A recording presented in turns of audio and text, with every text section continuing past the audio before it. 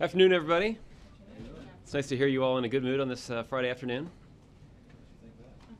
Just a nice little buzz in the room when I walked in. Maybe it's the buzz of anticipation. Either way, I like it. So Mr. Carl get a seat here. Mr. Acosta's on his way. Pretty close to real 2-minute warning. Pretty close. Well, very punctual. Pretty close. 20 minutes after. Thank you. Well, come on. Setting the record straight. There we go. All right. I don't have any announcements at the top, so we'll go straight to questions.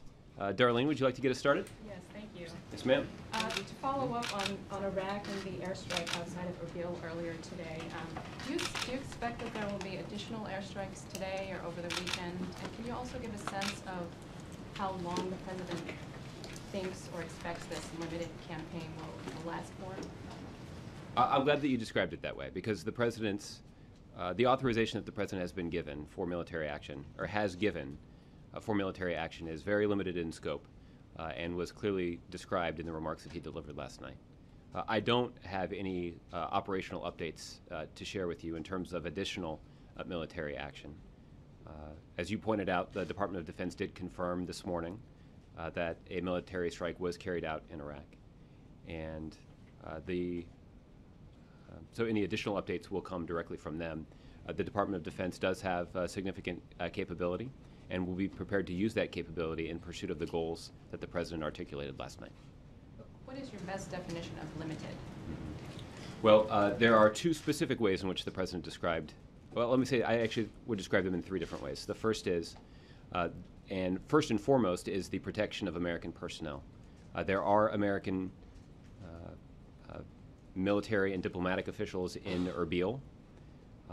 The artillery position that was maintained by ISIL that was struck by the American military early this morning, East Coast time, was focused on targets that were defending Erbil.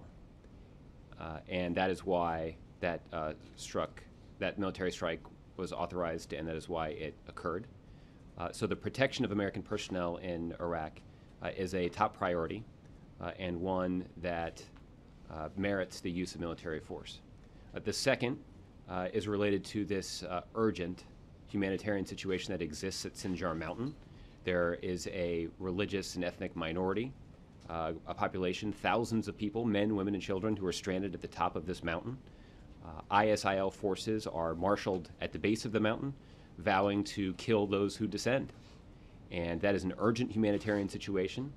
And the United States military last night, upon the authorization of the President, carried out successfully an airdrop of supplies, food and water, and some basic medical supplies to those individuals who were stranded on the mountain to try to provide some humanitarian relief. The President has authorized military strikes that could be used to address that situation at the mountain. There are Kurdish security forces that are seeking to dislodge that siege there at Sinjar Mountain, and if American military assets can be helpful in supporting Kurdish forces, then airstrikes could be carried out in pursuit of that goal. The third is slightly broader, but is related to our belief and commitment to supporting integrated Iraqi security forces and Kurdish security forces as they unite the country to repel the threat that is posed by the ISIL advance. What will be required for that, of course, is an integrated, inclusive political leadership in Iraq. And it is why this country stands ready to support the formation of an inclusive government in Iraq. There has been significant progress on that front in the last few weeks. There has been the appointment of a president, a speaker, and 2 deputy speakers that reflect the diversity of Iraq's population.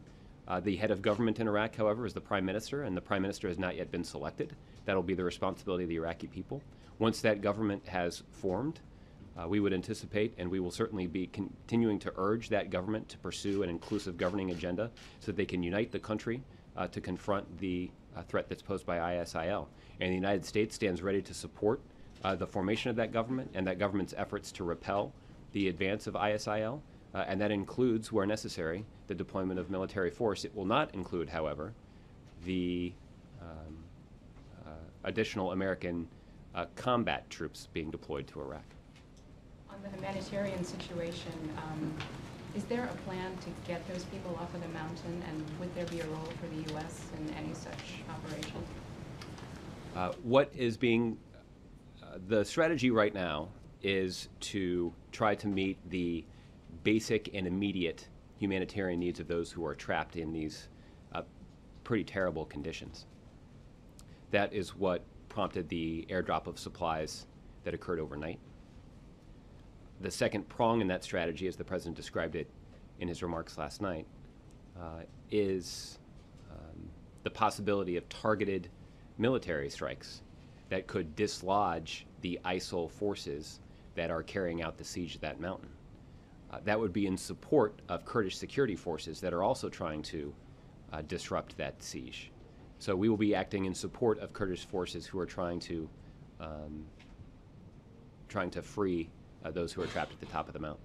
But again, this is what is not contemplated here is the introduction of American troops in a combat role to alleviate this situation. Can you give us a sense of what the President's involvement on this has been today? We know about the phone call with Jordan's King Abdullah. Mm-hmm. Has he been in meetings? Is he on the phone with other leaders trying to get allies to join this campaign? I'm not in a position to read out any additional presidential phone calls right now. If the President places additional phone calls that we can read out, we'll try to do that in a timely fashion today. The President has met with members of his national security team to get an overnight update about the situation in Iraq. He was, of course, as you would expect, briefed on the military strike that was carried out this morning East Coast time. And the President will stay in close touch with his national security team over the course of the day so that he can be updated as necessary. Okay. Mark. Thanks, Josh. So as we've seen the ISIS or ISIL make gains in recent weeks, the United States has sent military advisors, and the President last night took the action that he took. You and he have said that there's no military solution to this, and that the United States should not get dragged into a war. What is to stop that from happening, and what is to stop the Islamist State forces from advancing further into Iraq? Well, let me try to take that answer. You've asked a couple of different questions there, so let me try and take those individually. The first one, and this is, I think, in some ways is the most important thing for the American people to understand. And the President said this very clearly in his remarks last night. In fact, I have them here. So let me just, if you'll indulge me for a second, I'll repeat them. As Commander-in-Chief, the President said, I will not allow the United States to be dragged into fighting another war in Iraq. And so even as we support Iraqis as they take the fight to these terrorists, American combat troops will not be returning to fight in Iraq. So that is a pretty clear expression from the Commander-in-Chief about what our intentions are and what the limit of any sort of military action would be. And that is a clear enunciation of the kind of principle that's at stake here, which is this belief that there are many challenges facing the people of Iraq right now. And it's the view of the President that those challenges cannot be solved by the American military. They can only be solved through an inclusive government of the people of Iraq. And they've made progress in trying to form that government. And we are hopeful that once that government is formed, that they will pursue the kind of inclusive governing agenda that's required to unite that country in the face of the threat that exists in that country right now. If there is a role for the American military to play in supporting the Iraqi people and that inclusive government and an integrated security force that is capable of defending the country, then we'll use that American military prowess in pursuit of that goal as well. It is, after all, in the clear national security interest of the United States for there to be a stable Iraqi government that can preside over a stable Iraq and a security force that has the necessary capability to address the security situation in that country. These are all difficult challenges, and I don't mean to minimize them, but we have a very clear point of view that's based on our recent experience. about the limits of American involvement in that kind of endeavor. And what that means is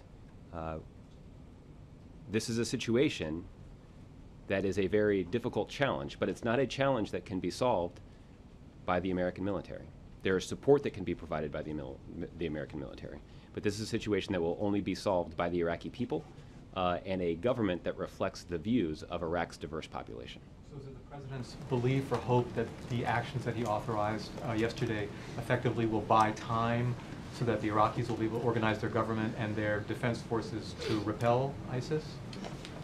Well, I don't think I would describe it that way, and I don't think the President did either. I think, again, what I would do is the primary goal of the mission that the President authorized last night was the protection of American personnel who are in Iraq.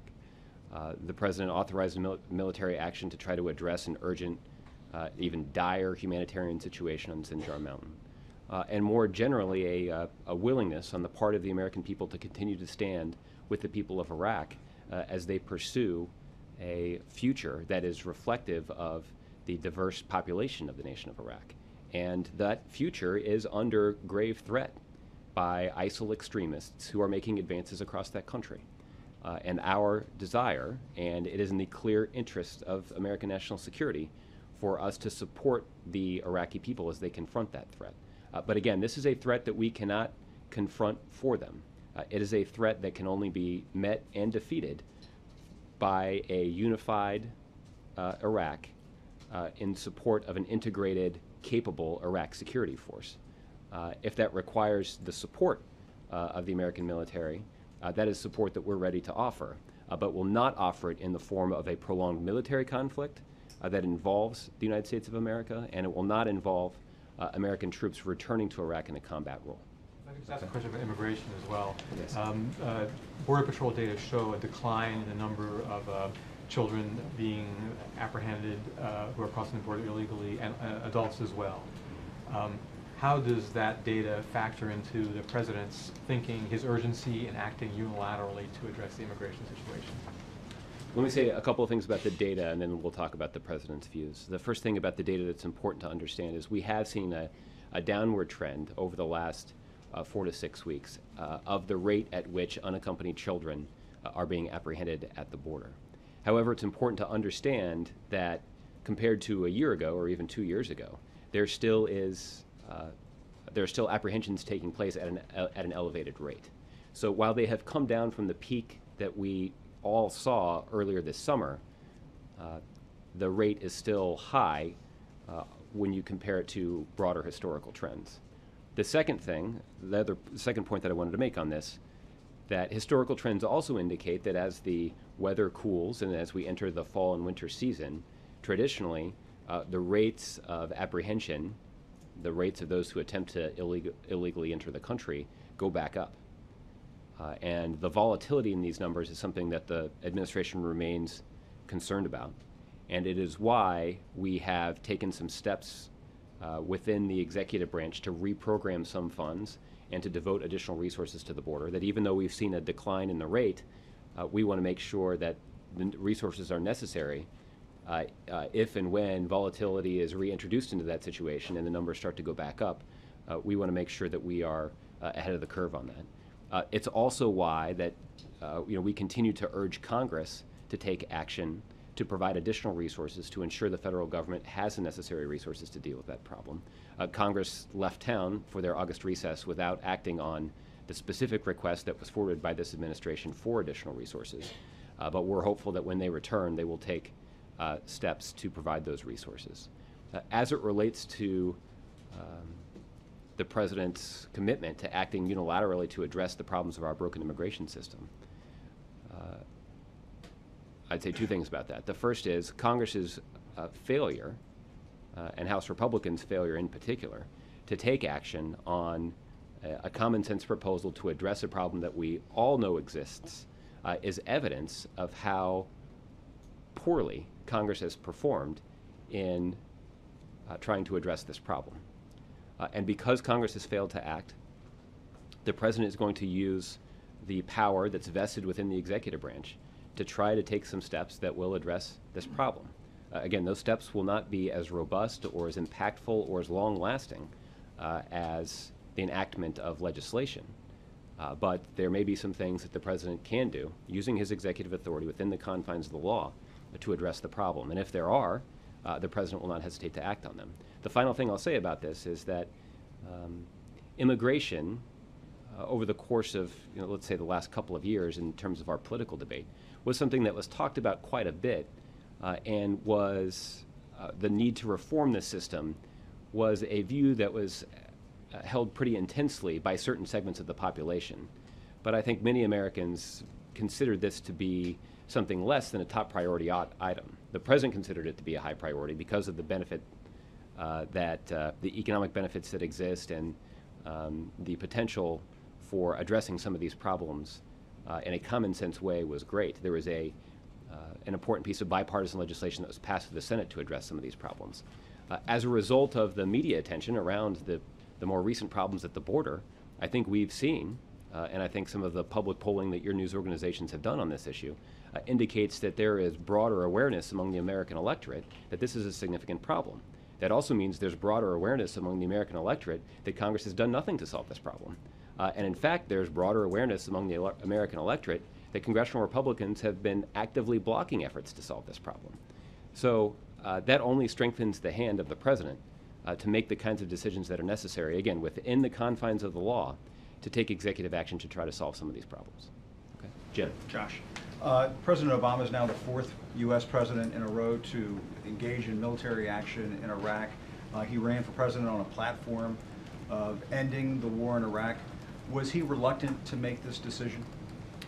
Jim, I think the president was determined to use military action to protect American personnel who are in harm's way in Iraq.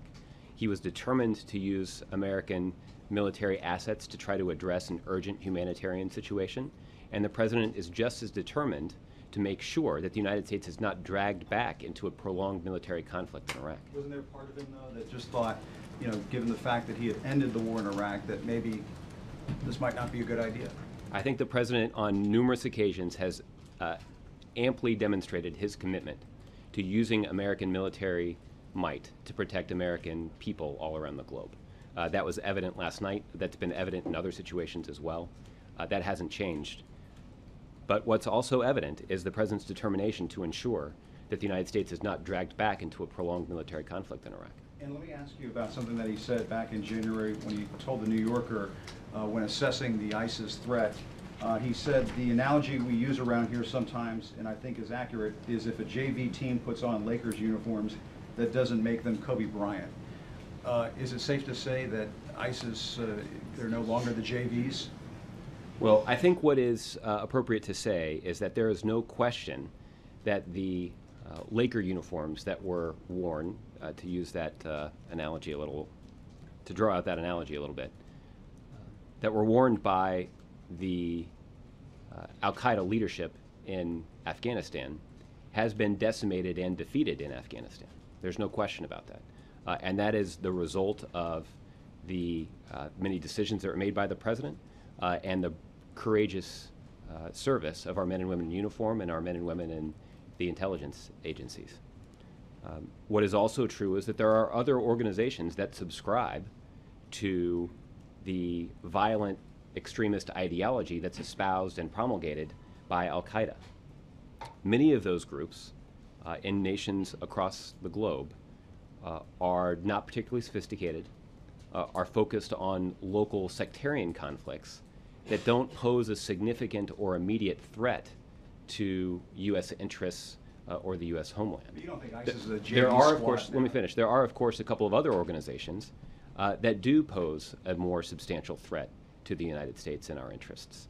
Al-Qaeda in the Arabian Peninsula is one of them. And you've seen the United States, in concert with our allies and partners, take significant steps, important steps, to mitigate the threat that's posed by those organizations that do have designs and some capability to try to strike the United States, and in some cases even try to strike the homeland. We do remain concerned about the military proficiency that's been demonstrated by ISIL, and it's why you've seen the president take steps, including the authorization of military force that would protect American citizens who might be harmed by ISIL. And just very quickly, ultimately, is it up to the Iraqis to eradicate the ISIS threat? Ultimately, it's up to the Iraqi people, the Iraqi security forces, and the Iraqi government to address the security situation in their country. Again, we've talked about what will be required here. There will be American support that's provided, but there will not be American troops returning to Iraq in a combat role. The President's determined to ensure that the United States will not be dragged back into a prolonged military conflict there. But ultimately, the challenges that face the nation of Iraq right now are the kinds of challenges that can only be solved by the Iraqi people. Okay, let's move around just a little bit. Jessica. Two questions on Iraq. The first is trying to get you to flesh out the comparative rationale between military strikes here and no military strikes in Syria for humanitarian purposes. Well, there are a couple of differences. There are more than a couple of differences between the situation in Syria and the situation in Iraq. Let me highlight a couple of the more important ones that might illustrate the kind of things that are driving the President's decision-making in these instances. First, and importantly, the United States' military involvement in Iraq was at the invitation of the Iraqi government. That is obviously an important distinction between the relationship, to the extent that there is one, between the United States and the Assad regime. The second thing is the United States has in Iraq, and this is something that we have talked about previously, significant intelligence, surveillance, and reconnaissance resources in Iraq. That ensures that American decision makers, the American military, and American intelligence officers have pretty good visibility into the situation on the ground in Iraq. Those kinds of assets and that kind of intelligence, to that extent, does not exist as it relates to the situation in Syria. A consequence of those intelligence efforts that have been underway in Iraq for some time is that we have enhanced military capabilities in Iraq. That using that intelligence and using the partnership that exists between the United States, Kurdish security forces, and Iraqi security forces, there is more capability for us to take the kinds of steps that would be beneficial to the security situation in that country.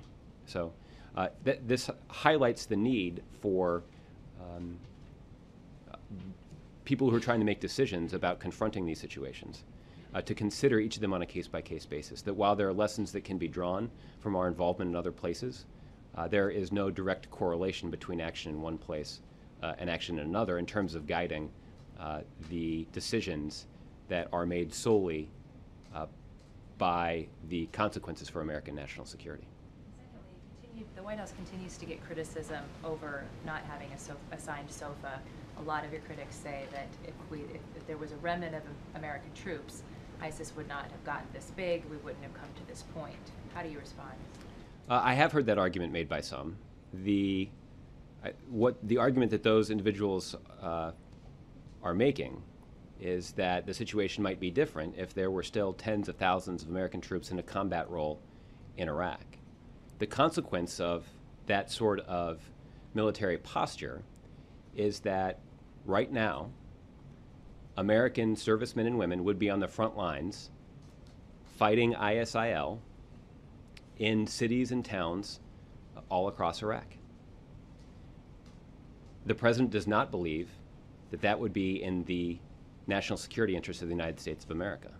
The President does not believe that that would be in the best interests of the United States military. And there is a fundamental disagreement about that. However, I would submit that I think the vast majority of the American public would be on the side of the President in reaching the conclusion that the situation in Iraq is a situation that is best resolved by the Iraqi people, by an inclusive Iraqi government, and by a capable Iraq security force that has the ability to represent and protect the interests of every citizen in Iraq. And the United States can be in a position to offer support, military and otherwise, to the Iraqi government and to the Iraqi security forces as they carry out that effort. But the President does not believe it would be in the interests of the United States of America for tens of thousands of American combat troops to be on the ground in Iraq fighting ISIL right now. And that is just an honest disagreement that exists between the President and some of his critics on Capitol Hill, many of whom are in the Republican Party. What about less than that? Because it's been the argument is a remnant, so not tens of thousands, less than 10,000 type of troop levels that we left in Afghanistan. Mhm. Well, again, even if you had, so say you had thousands of American troops on the ground in Iraq, they would still be in a position where they would be on the front lines fighting ISIL, trying to protect Iraqi towns and cities. And the president does not believe that that would be in the interests of American national security. Mark? Josh, how was the invitation to intervene in Iraq conveyed to the U.S. and by whom? It was conveyed by Iraq's political leadership to the American political leadership in terms of what that conversation was like or who was on either end of that conversation. I'd refer to the State Department, but that is an invitation that that the Iraqi political leadership has talked about publicly. Do you know how, when it was conveyed? I do not. Can you tell us if Iraq is the subject of the weekly address tomorrow? I don't believe the president has taped the weekly address, but I wouldn't be surprised if that is the topic. Okay, Justin.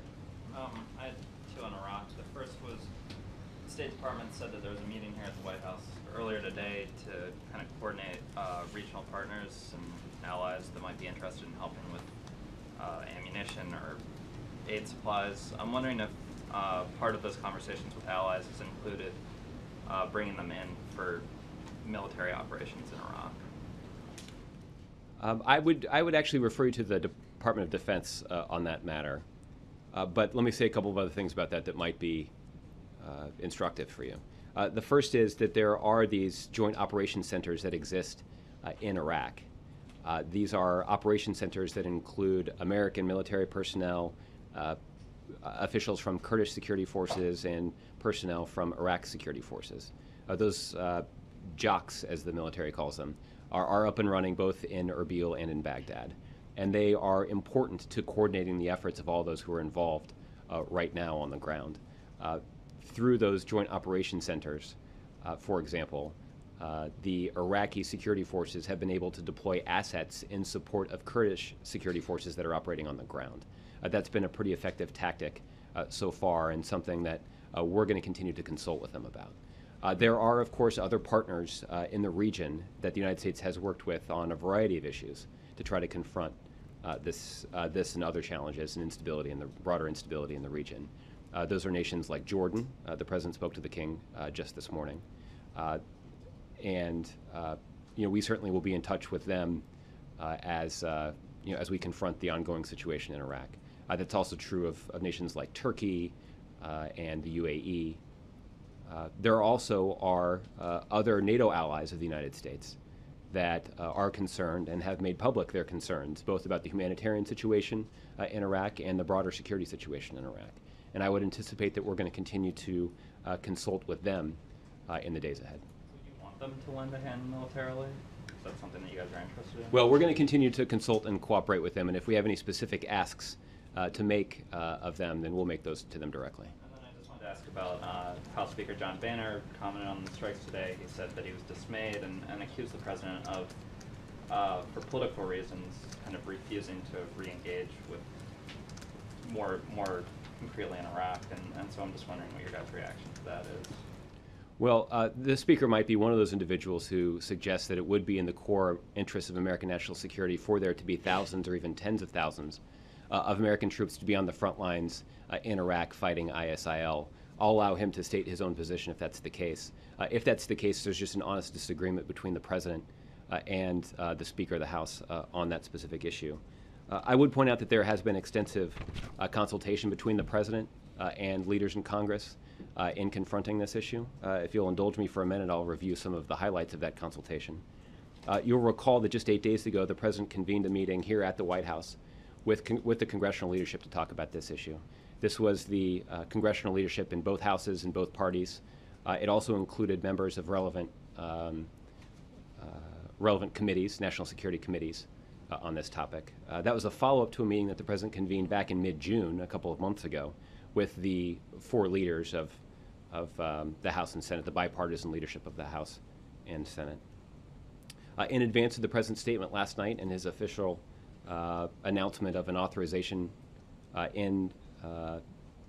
to use military force in Iraq, there were a number of phone calls that were made from senior members of the president's national security team to members of Congress. This included the bipartisan leaders of both the House and the Senate. It also included the chair and ranking member of the House and Senate Intelligence Committees, the House and Senate Armed Services Committees, the House and Senate Foreign Relations Committees, and even some members of the Appropriations Committee in both the House and the Senate. So there has been a genuine and sincere effort on the part of this administration to closely consult with members of Congress on this issue, and we certainly welcome the partnership and support of those members of Congress as we confront these very difficult challenges. I would point out that there were statements that were issued by Democrats and Republicans that were complimentary of the decision that the President announced last night. Just really quickly, does talking to appropriations suggest that you guys are going to seek any additional or emergency appropriations from Congress? Not at this point, but it does indicate a sincere commitment to coordinate closely with the relevant officials on the Appropriations Committee. So should that need arise in the future, they'll have keen understanding as to why that request is necessary. So, Mike? So two quick questions. One, can you talk in as much detail as you can about the specific things that happened that President Obama was told that triggered this intervention? What were there particular things on the ground? Was it a particular movement of ISIL in a particular place? Was it and when was he told those things? And can you kind of walk us through that? And then second, following up, I guess, on the last question, a lot of the reaction from the Hill, while there have been statements of, yes, from Republicans, yes, we think this is a good idea, most of those statements have said it's too late. I mean, it should have been done sooner, and they encourage it to be more full, in the words of Mr. McCarthy, more fulsome and a broader, more comprehensive plan that has been put forward. So, are there efforts that are going to be underway to kind of lay out what the kind of longer term strategy of this is at some point? Well, again, I think that Mr. McCarthy may be in the category of individuals whose view was raised by Jessica earlier. Right, but he's not necessarily. I mean, he may, but he's not saying he wanted tens of thousands of boots on the ground. But there are lots of people out there who are saying the very limited sort of targets that you guys are talking about should be broadened. Mm-hmm. And is there some reaction to that? And then the TikTok. Yeah. Well, I only raise that to note that it seems likely even that Mr. McCarthy may just have a difference of opinion with the president about what our core national security interests are in Iraq and how they're best served. And that difference of agreement will not inhibit our commitment to coordinating and consulting with Mr. McCarthy and his colleagues in the Congress as we move forward in Iraq.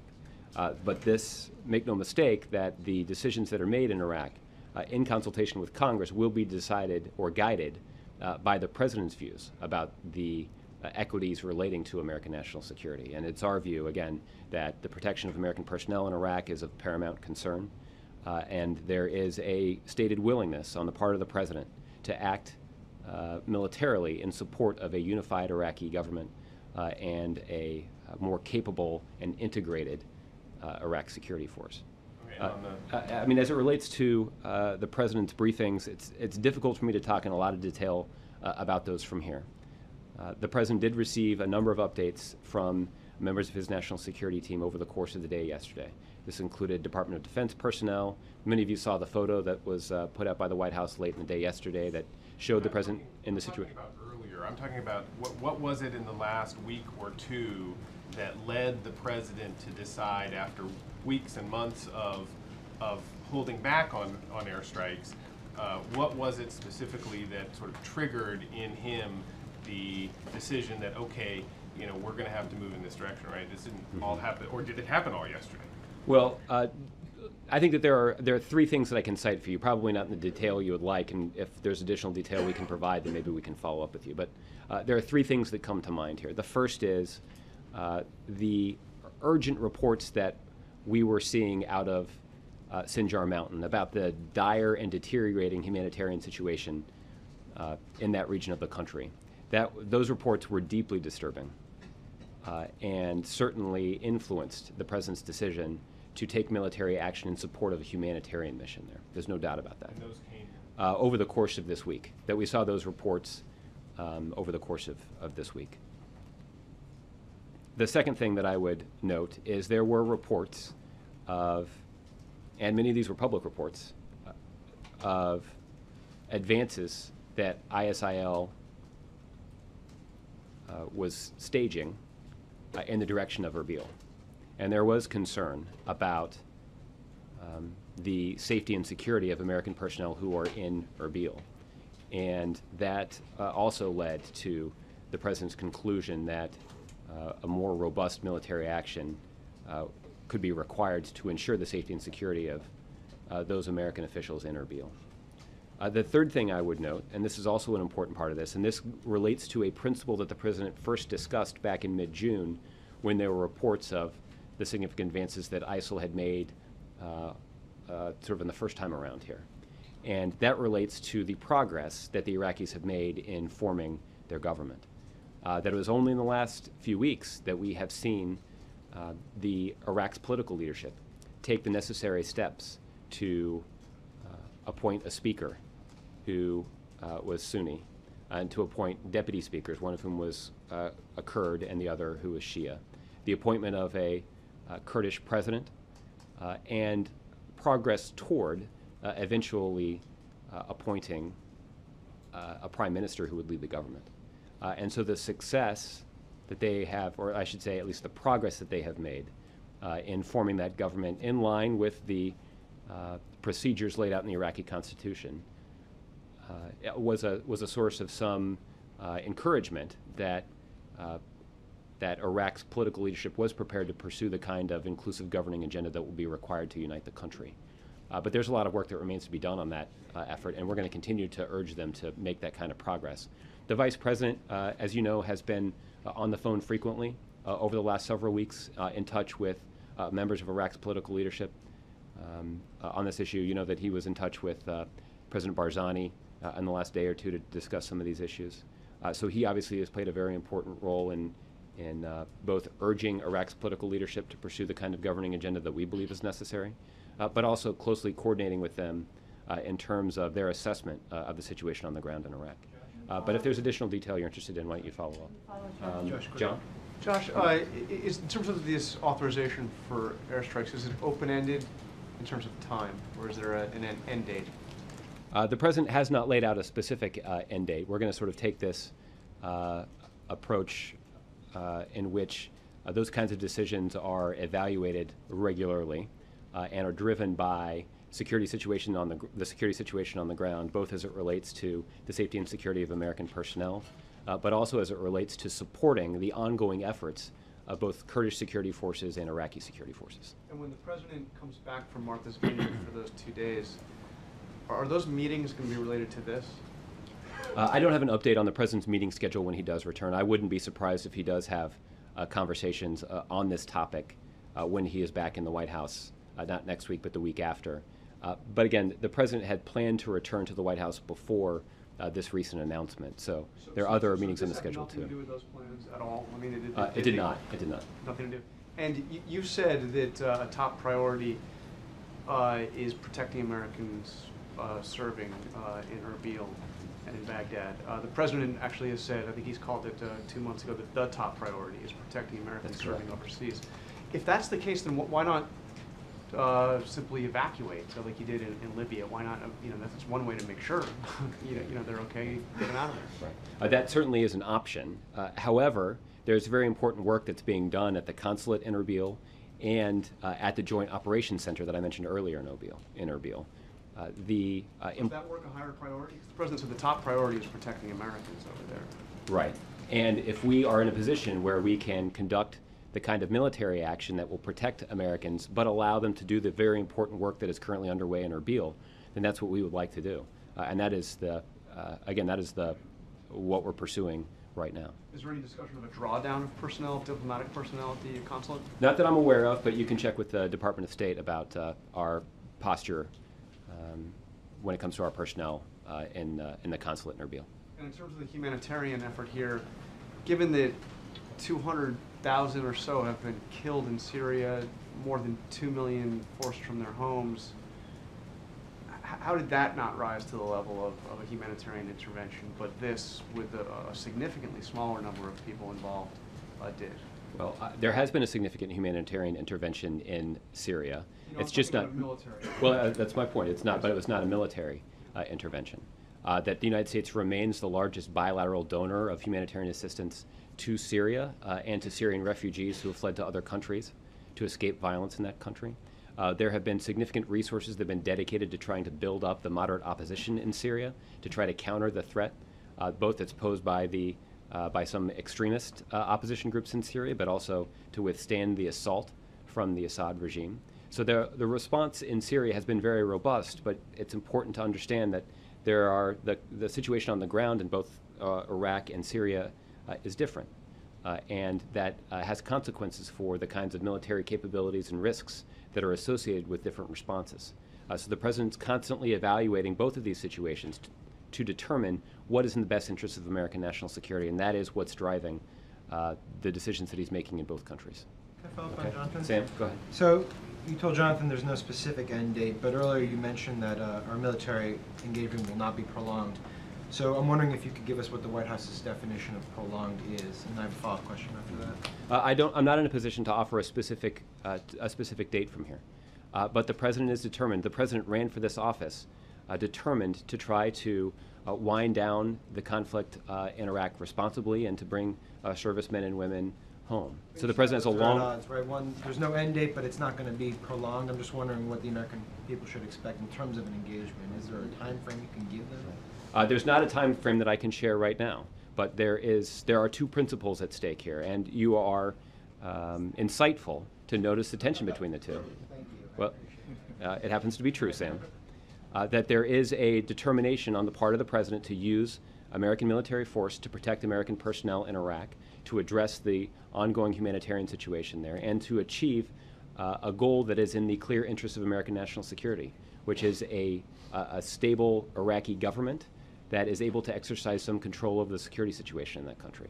That's necessary because we're talking about a pretty volatile region of the world, and trying to restore some stability to that country in that region is an important goal of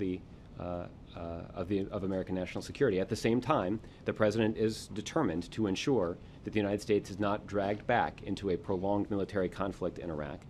One way that we can prevent that from occurring is to not return combat troops or American troops in a combat role to Iraq. And that is something that the President has made very clear.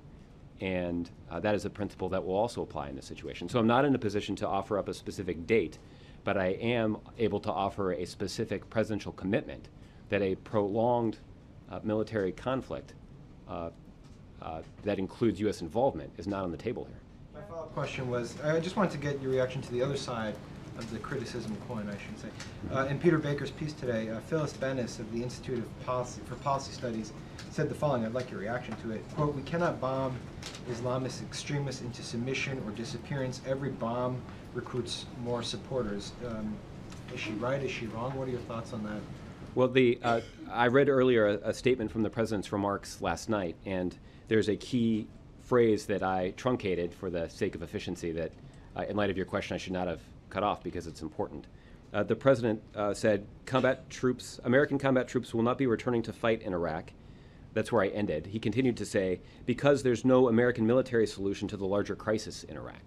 And that is an indication that the President believes in a principle that I spent some time articulating yesterday, which is that there is no military solution to the underlying problems in Iraq. There's only an Iraqi political solution.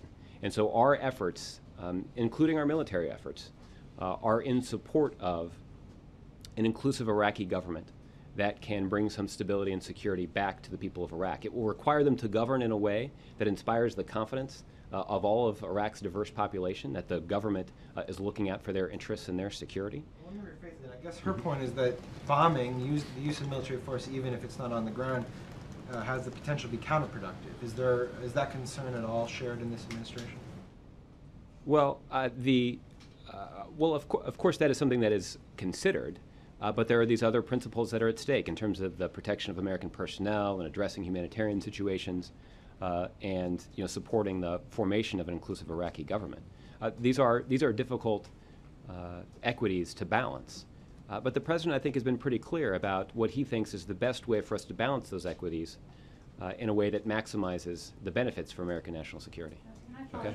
Tamara? Yeah, I'm hoping to get you to clarify something that you talked about, which you talked about the need for a political solution, and you said that if the Iraqi government forms an inclusive government, that it seems like you're saying there could be more military involvement, and I'm hoping you could expand on that. Does that mean that there would be a broader mission of airstrikes, or what are you saying happens if their government forms in a way that is satisfactory to the U.S.? Well, these are the kinds of decisions that will be made by the president, again, based on conditions on the ground, based on the capability of the American military, and based on the kinds of decisions that are made by Iraq's political leadership. We'll also be evaluating the capability and integration of Iraq's security forces. We'll be testing the degree to which they're able to coordinate with Kurdish security forces to confront the threat that's posed by ISIL. We'll also be monitoring what sort of condition ISIL is in, and whether or not they continue to have capacity and capability to destabilize the security situation in Iraq. So there are a lot of factors at play here. Despite all those factors, there's one sort of underlying principle, which is that this is a situation that we cannot solve for the Iraqi people. This is a situation that the Iraqi people must solve for themselves. The United States stands prepared to stand with them as they confront this very difficult challenge. But ultimately, it will be the responsible of Iraq's government and Iraq's security forces to confront this threat. Now, as they confront that threat, if military assistance from the United States is necessary, the president will evaluate that request, will evaluate conditions on the ground and some of the other things I just mentioned to determine what's in the best interest of American national security. What will not occur is the United States will not be dragged back into a prolonged military conflict in Iraq, and the president will not send American troops in a combat role back to Iraq. But it sounds like you're not closing the door to somewhat of a broader mission, broader than defending the mountain and, which is not the proper terminology, but broader than that, or defending U.S. personnel. It sounds like it is potentially broader depending on the political situation. Well, the president indicated in his remarks last night, and even indicated 6 or 8 weeks ago when he first spoke on this topic, a willingness to use military action in support of an inclusive Iraqi government that is successfully inspiring the confidence of the Iraqi public and representing the interests of Iraq's diverse population. There is a long-standing military-to-military relationship that exists between the United States and Iraq. There are long-standing political ties between the American government and the Iraqi government. And the United States is committed to standing with our partners in Iraq as they confront some of these threats. There are some limits, however, and those limits are rooted in the fact that these are only challenges that can be solved by the Iraqi people. Okay? Josh, wanted to follow up. The president said in 2011 when he brought home all U.S. troops, Iraq's not a perfect place, but we're leaving behind, quote, a sovereign. Would unify the country to make it more strong, more stable, and better able to confront the threats that are posed by these extremist groups like ISIL. Right, so if that's what happened before, what is the strategy now? Speaker Boehner, something else he said in his statement was, quote, I'm dismayed by the ongoing absence of a strategy for countering the grave threat ISIS poses to the region. So just direct question, what is the strategy to stop ISIS? Mm-hmm. That strategy is related to ensuring that they cannot use instability in Iraq as a base of operations. But they aren't today, so how do you stop? And so what the United States is doing is we're doing a couple of different things. The first is we are taking the kind of action that will ensure close coordination between Kurdish security forces, Iraqi security forces, and American military forces to confront ISIL.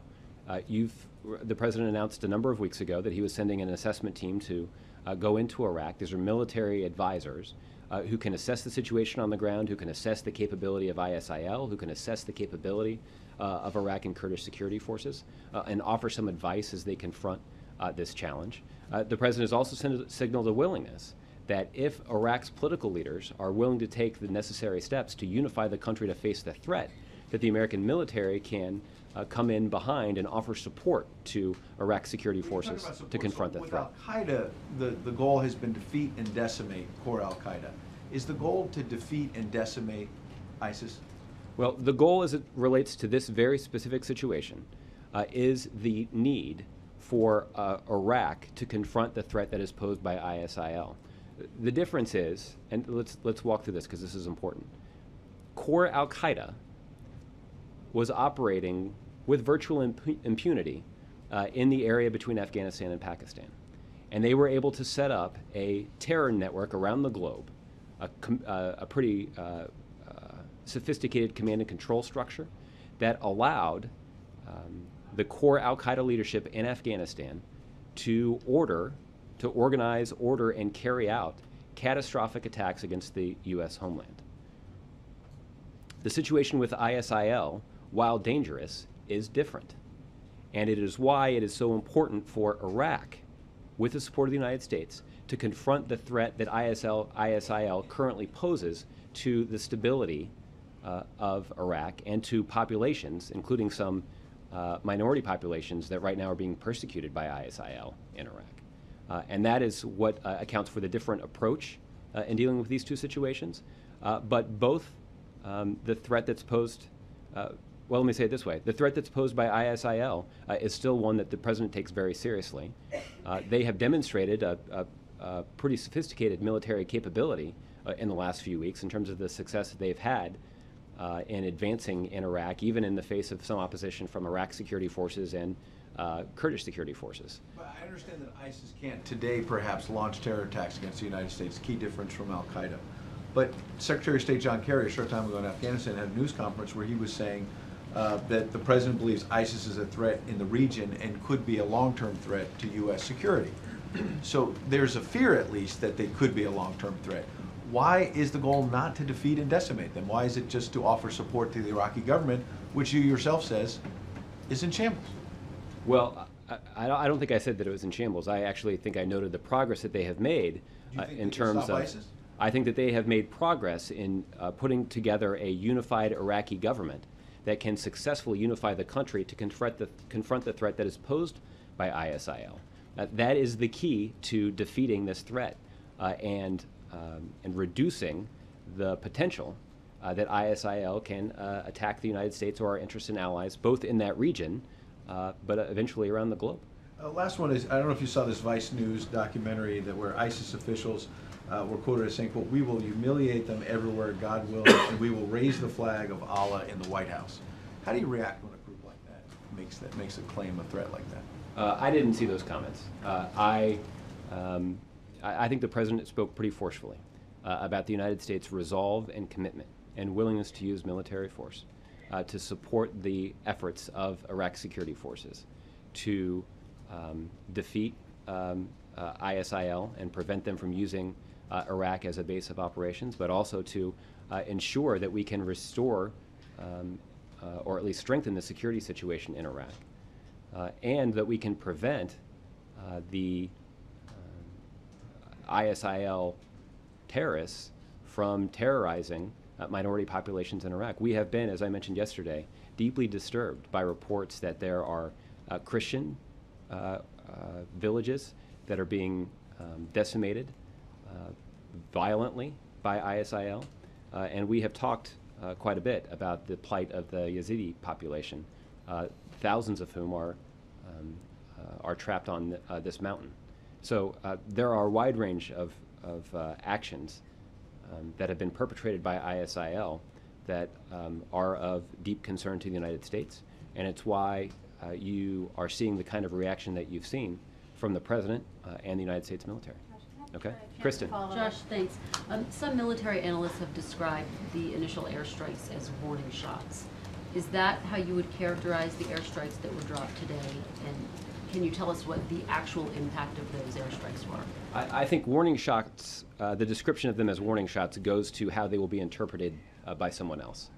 And that's obviously something I can't speak to. What I can speak to is the stated goal of that military action as described by the Department of Defense. And that specifically was to take out a military asset operated by ISIL that was threatening a city where American personnel were located. And that is why that's why that strike was authorized by the Commander-in-Chief. Do you have any indication that it has slowed their advance? I'm not in a position to offer an updated on-the-ground assessment of the situation, of the security situation in Iraq right now. I'd refer you to the Department of Defense for that. And on the question of what next steps the President might be considering, would he consider arming the Peshmerga forces?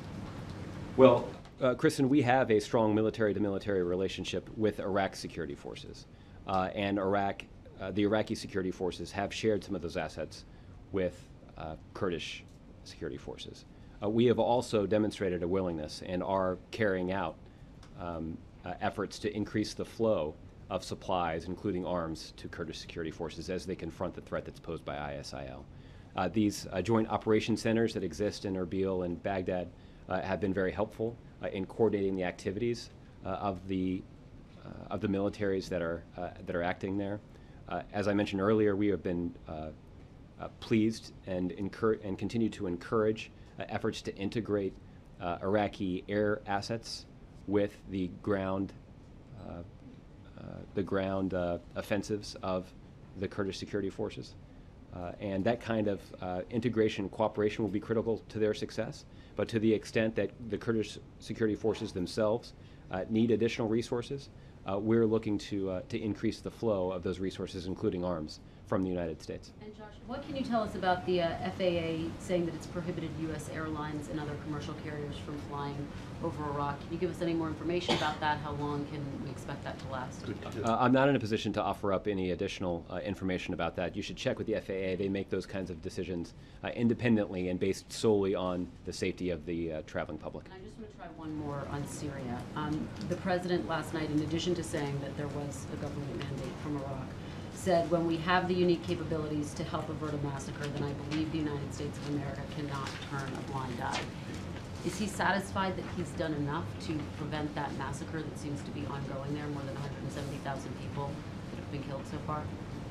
Well, I think you're conflating two things, right? He was talking about the urgent humanitarian situation on Sinjar Mountain, Right. But you're asking about Is Syria. there not an urgent humanitarian crisis in Syria as well? Of course there is, and that is why you've seen a strong response from the United States to provide the largest, the United States is the largest donor of bilateral assistance to Syrian refugees and those who are fleeing violence in Syria. You've seen the United States government closely coordinate with international aid organizations, including the UN, and the governments that are housing those refugees right now. This is, there are large refugee populations in Turkey and in Jordan in particular. The United States has provided assistance to those two countries as they've tried to meet the basic humanitarian needs of those who are fleeing violence in Syria.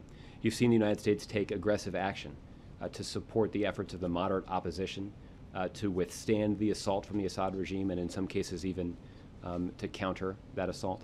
So the United States is invested and is working to try to meet the urgent humanitarian situation in Syria as well. But as I mentioned to Jessica earlier, the situation on the ground in Iraq is different from the situation in Syria, and it merits different responses from the United States when you're making decisions that are focused on the best core national security interests of the United States. Understood, but the massacre seems to be ongoing on a daily basis. People continuing to be slaughtered there. So the question is, has he done enough? It is a tragic situation, and it is why our efforts continue in that country to try to bring an end to that suffering. Major. Josh, I'll get to Iraq in a minute, but a couple of other things have happened on the world stage I'd like to get your reaction to. First, the agreement to form a unity government in Afghanistan and the restarting of violence in the Middle East. I imagine the President has thoughts on both. I'd like to get your reaction. Well, as it relates to Afghanistan, the Secretary of State was obviously in Afghanistan over the last day or two to try to broker an agreement between the two presidential candidates there. He went there with this goal to achieve a unity government. We're talking about Afghanistan? Yes. Yeah. I think what they have described is he went there with a goal to try to broker a political solution to that electoral dispute. And that was centered on ensuring that both candidates remained engaged in the effort to count all of the ballots and inspire some confidence in the electoral outcome of that contest. That's important because it will inspire confidence among the Afghan people in their democratic institutions, and that will increase and strengthen the mandate of the eventual winner of that contest. And that was the goal of the Secretary of State, to continue to encourage and support the transition of power in Afghanistan from President Karzai to the next president that will be democratically elected. And the resumption of violence in the Middle East. To whom do you ascribe the blame, and what is the next step? The United States is very concerned about today's developments in Gaza. We condemn the renewed rocket fire and are concerned about the safety and security of civilians on both sides of that conflict. We call on all sides to cease hostilities immediately and resume ceasefire negotiations, and we continue to urge all parties to do all they can to protect the lives of innocent civilians.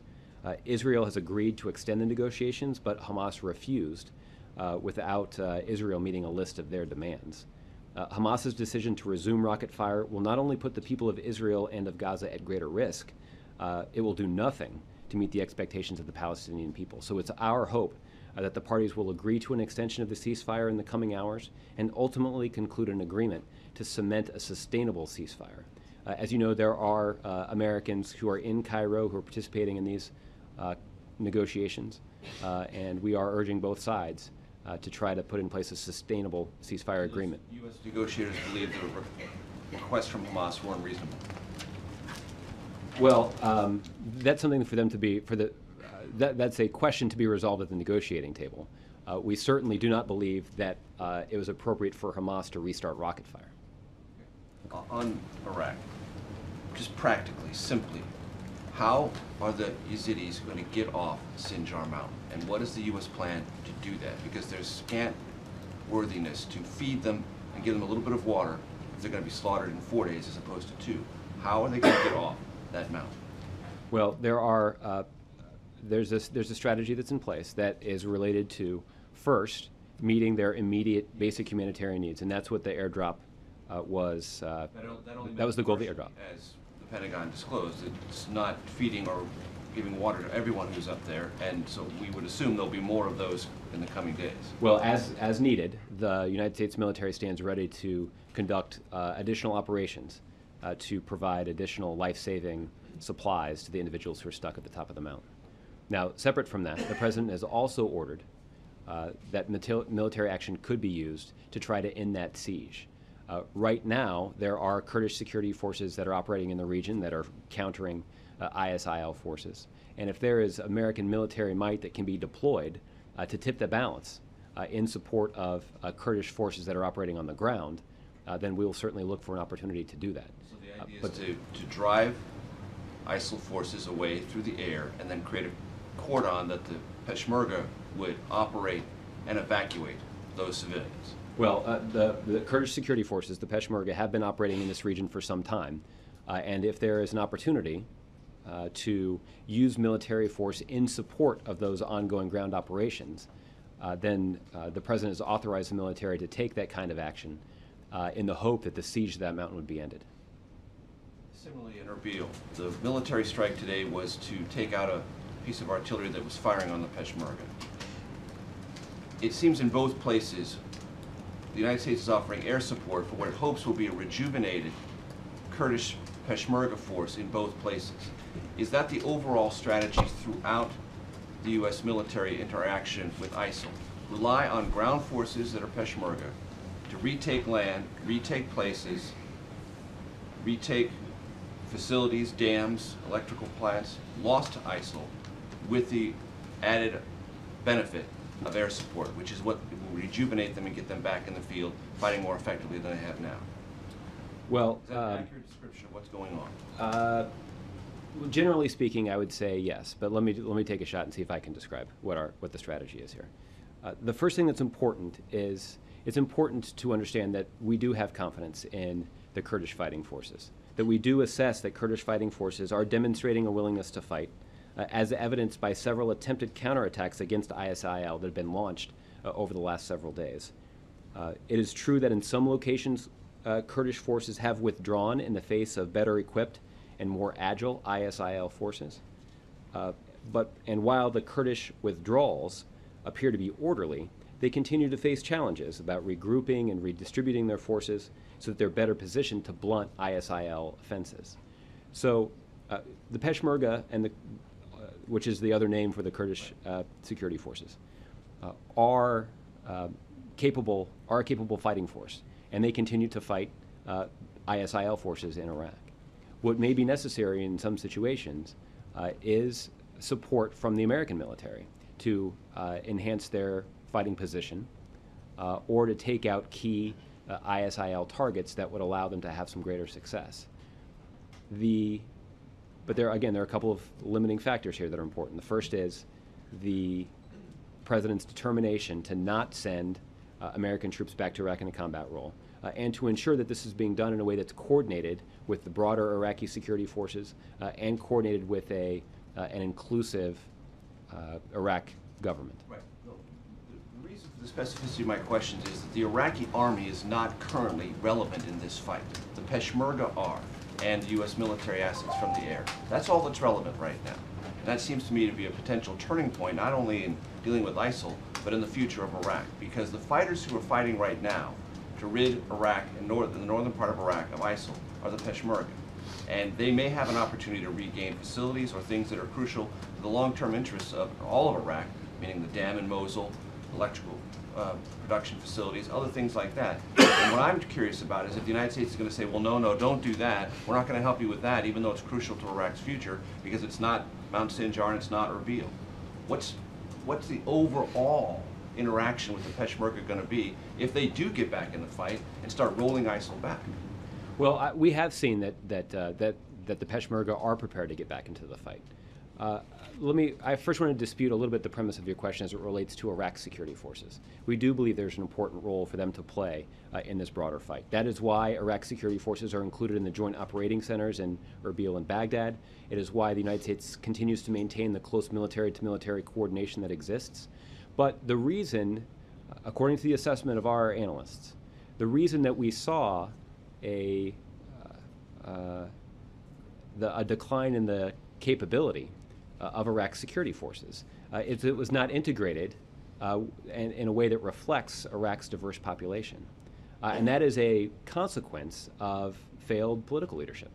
That when you have a political leadership that is not demonstrating a commitment to an inclusive governing agenda, that's going to have an impact on their ability to command and control an integrated security force. So that is why this all starts with, as difficult and challenging and occasionally frustrating as it is, this all starts with Iraq's political leadership making the kinds of difficult decisions that are necessary to form an inclusive government and pursue the kind of an agenda that will inspire the diverse population of Iraq and inspire the confidence of Iraq's diverse population in their security forces. So if the people of Iraq are invested in the success of the government, it will make it easier for the security forces to also be integrated and united and to better confront the advance that we've seen from ISIL. You and I would agree that's all over the horizon stuff. I'm just trying to figure out if Peshmerga asks for more help outside of Erbil or Mount Sinjar to accomplish military objectives that are relevant to pushing back ISIL. Will they get the air assistance from the United States, yes or no? Well, that is a decision that will be made on a case-by-case basis. But we are closely coordinating with the Peshmerga forces in a variety of settings. We are increasing the flow of arms and assistance to the Peshmerga, and we're closely coordinating our efforts in the context of these joint operation centers, both in Erbil and Baghdad.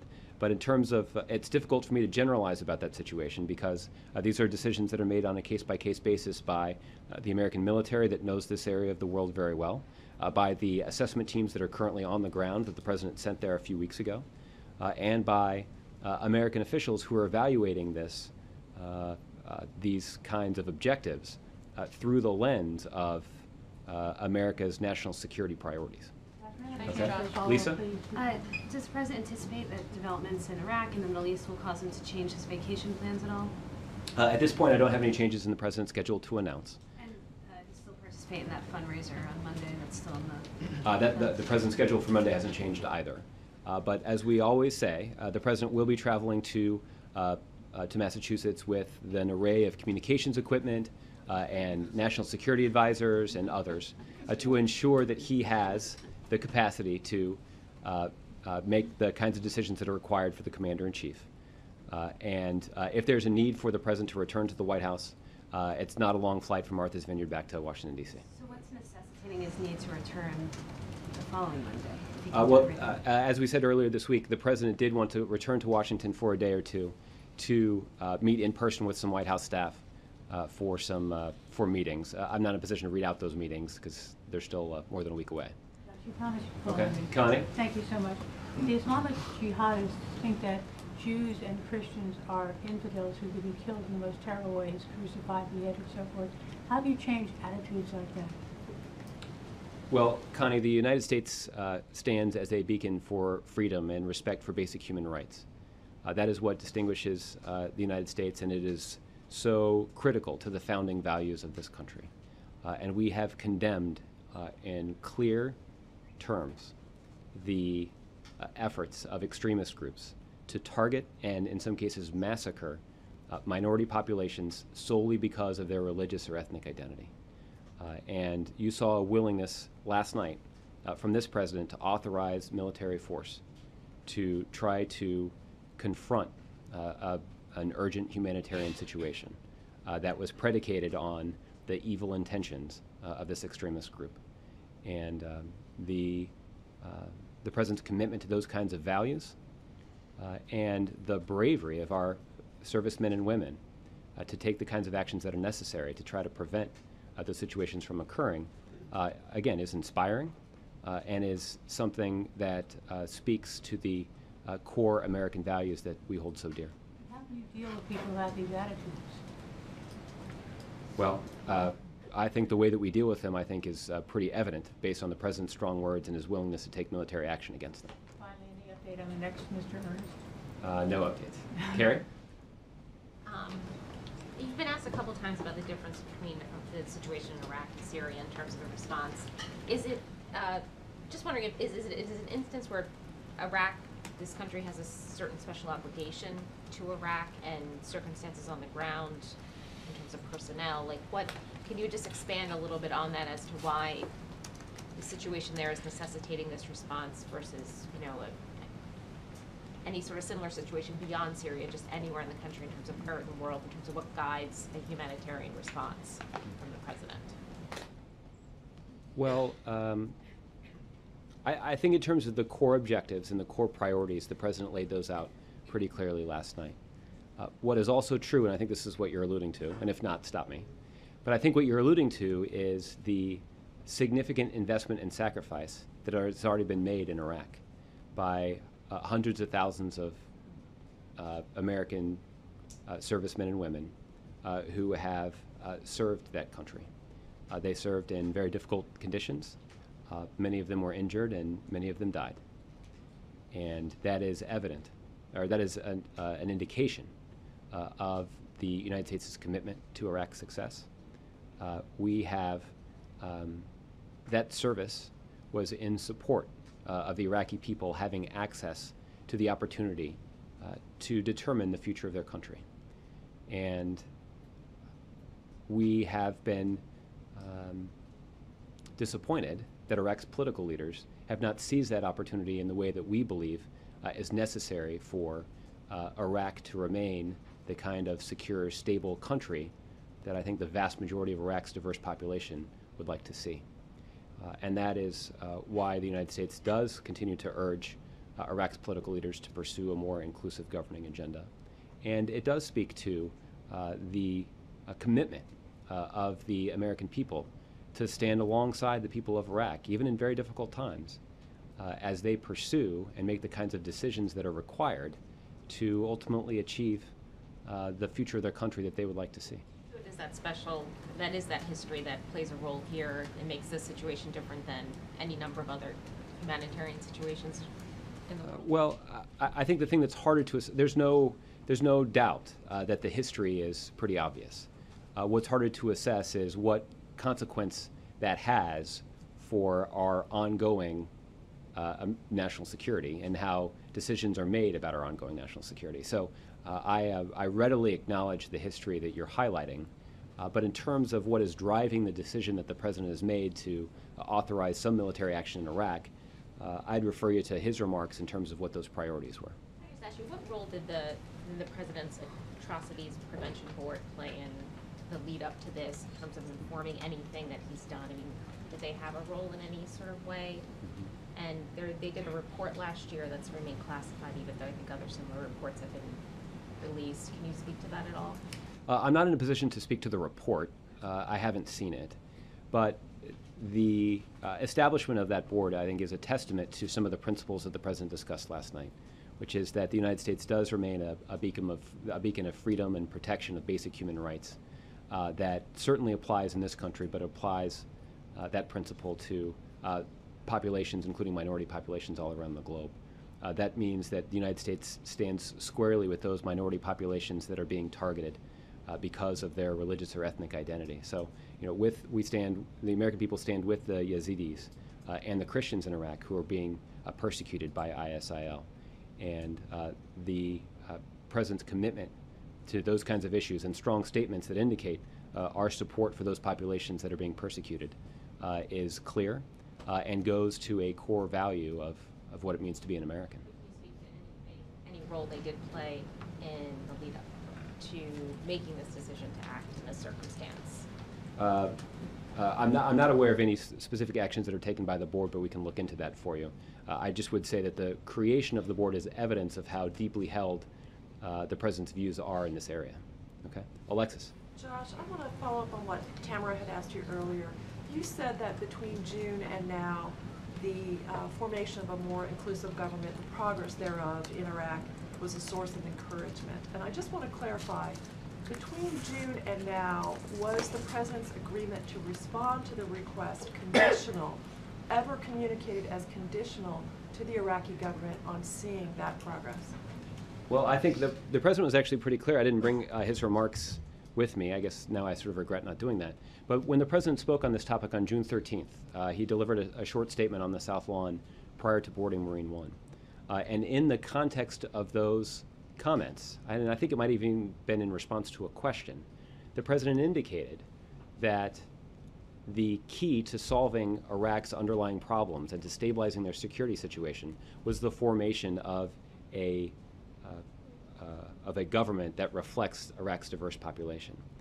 And the President was resolute about his commitment that the United States military would not be used to prop up an Iraqi government that didn't reflect the diverse Iraqi population and the diversity of views of the Iraqi people. So it was, I think, evident to anybody who was trying to divine the President's priorities that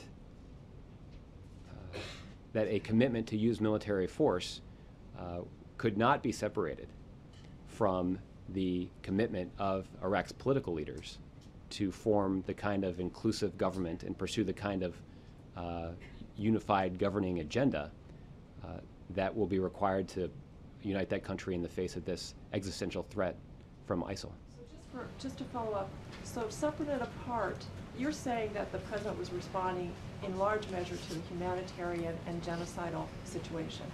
But you're saying that he would not have done that if the progress had not been seen, that he had made clear he needed to see before the United States would step in militarily. I'm just not in a position to evaluate that hypothetical situation. Fortunately, we have seen a slightly more optimistic scenario than the one that you've laid out. That we have seen Iraq's political leadership at least take some steps in the right direction of forming an inclusive government. There's still a really important step remaining, which is the appointment of a head of government, a prime minister in Iraq, and that is not a minor step. And one other quick question. Are there any circumstances in which the President will be consulted directly before additional military strikes are taken? Or is he now out of the picture in terms of approving the actual prosecution of this? Well, the President has authorized the military to use force in this situation based on the limited scope that he has articulated. He will not be in a situation where he is signing off on individual strikes, but there will be regular consultation from the President's military commanders to their commander-in-chief about the situation on the ground and about the strategy that they're pursuing. Okay. And he was advised before 6:45 this morning what was going to happen. Well, that again, he's not going to be in a position to authorize individual strikes, but he will be regularly consulted by his military commanders about about their strategy and about the assessment that they've reached. I'm going to do 3 more, and then we're going to go. So, Bob. On that, yeah, can I follow up on that point? Does that include the Sinjar Mountain situation? Because Erbil may be one thing because we have advisors there, et cetera. What about the airstrikes on Sinjar Mountain and the people who are surrounded there?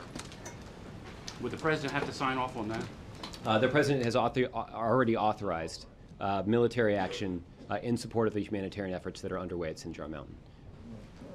Okay, Jeff. You've been very clear about the importance of Iraqis electing a new inclusive, forming a new inclusive government and electing a prime minister. What if it's Prime Minister Maliki is reelected? Is he someone that can lead an inclusive government and that the White House can work with? Ultimately, it will be the responsibility of Iraq's political leadership and the Iraqi people to determine who should lead their government. And that was not a decision that will be dictated by the United States, and it's not a decision that should be dictated by any sort of outside actor. This should be squarely the decision that's made by Iraq's political leaders and by their people. And what we're focused on is not just who the person is, but what is the governing agenda that they pursue. And if they pursue a governing agenda, like I said, that has the support of Iraq's diverse population and makes clear to every citizen in Iraq that they have a government that is representing their interests, that is fighting for their future, that's the kind of government that will succeed in unifying the country. And having a unified country is particularly important when you're facing an existential threat from an extremist group like ISIL. Okay. Is there a plan if the political transition falters or stalls? Well, we obviously are going to continue to stay in regular touch with Iraq's political leaders to encourage them to continue to pursue the kind of inclusive of government that they have started to form. We've been encouraging them every step of the way. And there continues to be regular consultation with them as they move down this path. We obviously would like to see them move quickly. If you look at the history, it would indicate that there is not a history of Iraq moving quickly to make these kinds of decisions. But we have seen significant progress in just the last few weeks. So we hope that that momentum will be sustained and that there will be an announcement about a prime minister soon. Okay. Olivier, I'll give you the last one. Thank you, Josh, and thanks for sticking around. First, I'll give a couple quick ones. At least I think they're quick. First, building on your colloquy with Sam about open-ended versus not prolonged, does the president plan to abide by the War Powers Act provision that calls for him to submit an authorization request within 60 days? I'm sorry if it goes over 60 days. Well, there are some important War Powers Act notification requirements, and the United States will, and the administration will abide by them. I guess where I should start. The administration has been consulting closely with Congress, as I mentioned earlier, and we have consulted with the relevant members of Congress from these committees just in the last 24 hours about the military action that the president has authorized. Consistent with those consultations, the administration will comply with any applicable reporting requirements in the War Powers Resolution.